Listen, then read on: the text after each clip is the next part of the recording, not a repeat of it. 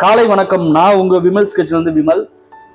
இன்னைக்கு நம்ம ஒரு அரவை டிஃபன் சாம்பார், அதாவது ஒரு மசாலா அரைச்சி அதில் ஒரு டிஃபன் சாம்பார் ஒரு 8 to 10 பேர் சாப்பிட்ற அளவுக்கு சிம்பிளா டேஸ்டா எப்படி செய்யுதுன்னு பார்க்கலாம். ஃபர்ஸ்ட் நம்ம ஒரு 100 கிராம், அதாவது இப்போ தோரம்பருப்பும் பாசிப்பருப்பும் கலந்து ஒரு 100 கிராம் அளவுக்கு எடுத்துப்போம். இதை கொஞ்சம் நல்லா வாஷ் பண்ணிக்கலாம். இப்போ பருப்பை வாஷ் பண்ணிட்டு அதில் அதுக்கு தேவையான அளவு தண்ணி ஊற்றிட்டு கொஞ்சமாக மஞ்சத்தூள், ஒரு சின்ன பெருங்காயத்துண்டு, 2 பச்சை மிளகா, ஒரு 10 to 15 சின்ன வெங்காயத்தை கட் பண்ணி வச்சுருக்கேன், அதுவும் அதில் சேர்த்துருங்க. ஒரு 6-7 பல் பூண்டு, ஒரு 2 தக்காளி மிக்ஸ் பண்ணிங்க. முருங்கைக்காய் அது கூட காய்கறி நம்ம சேர்த்துக்கிறோம். முருங்கைக்காய் பார்த்தீங்கன்னா ஒரு 10 பீஸ் முருங்கைக்காய், சின்ன சின்ன பீஸா, ஒரு 2 கத்திரிக்காய், ஒரு சின்ன பீஸு மஞ்சள் பூசணி, இதையும் அது கூட சேர்த்து நம்ம வேக வைக்கிறோம்.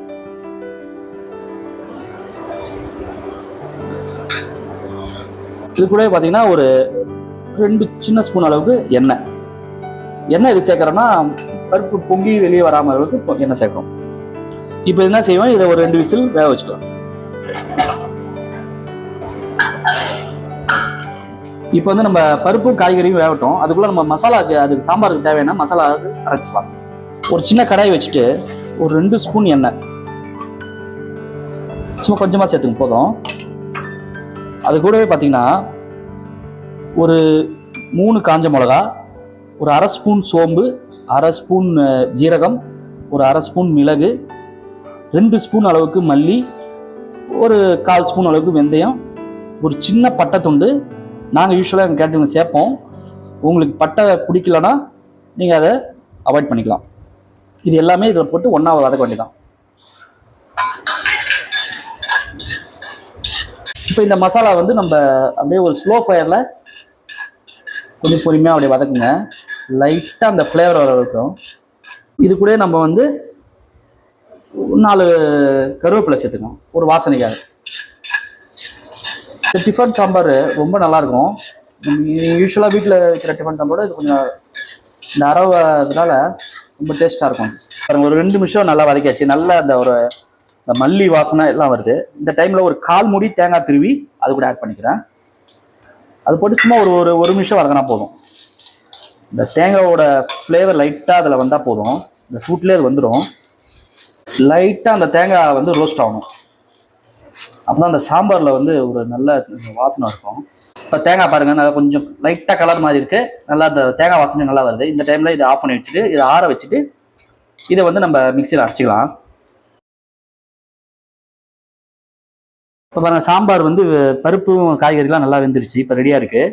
அடுத்தது இந்த நம்ம வதக்கணும்ல மசாலா, அந்த அரவையும் அரைச்சாச்சு. அரைக்கும் போது நான் ஒரு ஸ்பூன் குழம்பு மிளகாத்தூள் அதிலே போட்டு அரைச்சிட்டேன். அதனால் இந்த கலரில் இருக்குது. சாம்பார் தாளிச்சுடலாம். எப்படி சாப்பிடலாம் பார்ப்போம். ஃபஸ்ட்டு கடாயை வச்சுட்டு ஒரு 3 ஸ்பூன் அளவுக்கு எண்ணெய் சுடானே 4 வெந்தயம். ஆல்ரெடி வெந்தயம் நம்ம அதுலேயும் கொஞ்சம் மசாலாவில் அரைச்சிருக்கோம். தாளிக்கிறதுக்கு ஒரு 4 ஸ்பூன் வெந்தயம், 1/2 ஸ்பூன் அளவுக்கு கடுகு உளுத்தம்பருப்பு. இப்போ கடுகு வெடித்தோடனே அது கூட கொஞ்சம் ஒரு 1/2 ஸ்பூன் ஜீரகம், 2 காஞ்ச மிளகா, நல்ல தாராளமாக ஒரு கருவேப்பிலை. இது எல்லாத்தையும் நல்லா வதக்குங்க. இது கூட கொஞ்சம் பெருங்காயத்தூள் அந்த எண்ணெயிலே போட்டுங்க. போட்டு இப்போ நம்ம வேக வச்ச பருப்பு இருக்குல்ல, அதை அப்படியே இதுக்குள்ள மிக்ஸ் பண்ணிக்கலாம்.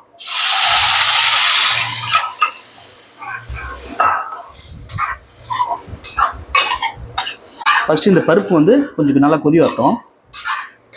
இது கூட தேவையான அளவுக்கு உப்பு,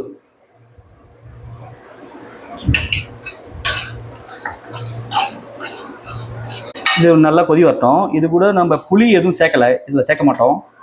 ஏன்னா நம்ம தக்காளி போட்டுக்கோம், அந்த புளிப்பே போதும் இதுக்கு. பருப்பு நல்லா கொதி வருது. இப்போ இந்த சைடில் நம்ம அரைச்சி வச்சா மசாலா சேர்த்துக்கலாம். சேர்த்து இது நல்லா மிக்ஸ் பண்ணி விடுங்க. தண்ணி ரொம்ப திக்காக இருந்துச்சுன்னா இன்னும் கொஞ்சம் தண்ணி சேர்த்துக்கலாம். இதில் பார்த்தீங்கன்னா எந்த காய்கறி இருக்கும் எல்லாமே அந்த பருப்போடு நல்லா வெந்துருச்சு. இந்த காய்கறி தனித்தனியாக உங்களுக்கு தெரியாது. ரொம்ப டேஸ்ட்டாக இருக்கும் இது. இதில் தேவையான அளவுக்கு தண்ணி ஊற்றிட்டு இது நல்லா கொதி கொடுங்க. ஆல்ரெடி நம்ம மசாலா வதக்கணும், இருந்தாலும் இது கூட வந்து கொஞ்சம் இந்த கொதிச்சாதான் இந்த ஃப்ளேவர் நல்லாயிருக்கும். இது ஒரு 5 நிமிஷம் நல்லா கொதிக்கிட்டோம். ஒரு 5 நிமிஷம் நல்லா கொதிச்சுன்னு இருக்குது. இப்போ லாஸ்ட்டாக இது கூட 1 ஸ்பூன் தேங்காய் எண்ணெய் ஒரு ஃப்ளேவருக்காக ரொம்ப நல்லாயிருக்கும். உங்களுக்கு தேங்காய் எண்ணெய் வேணாம் பிடிக்கலன்னா நீங்கள் 1 ஸ்பூன் நெய் கூட சேர்த்துக்கலாம், அதுவும் நல்லா தான் இருக்கும். நல்லா தாராளமாக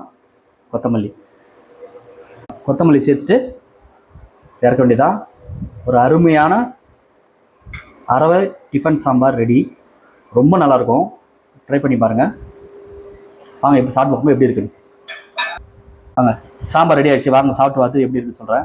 இது இட்லி தோசை எந்த டிஃபன் எடுத்து நல்லாயிருக்கும். மெயினாக இட்லி தோசையும் சூப்பராக இருக்கும்.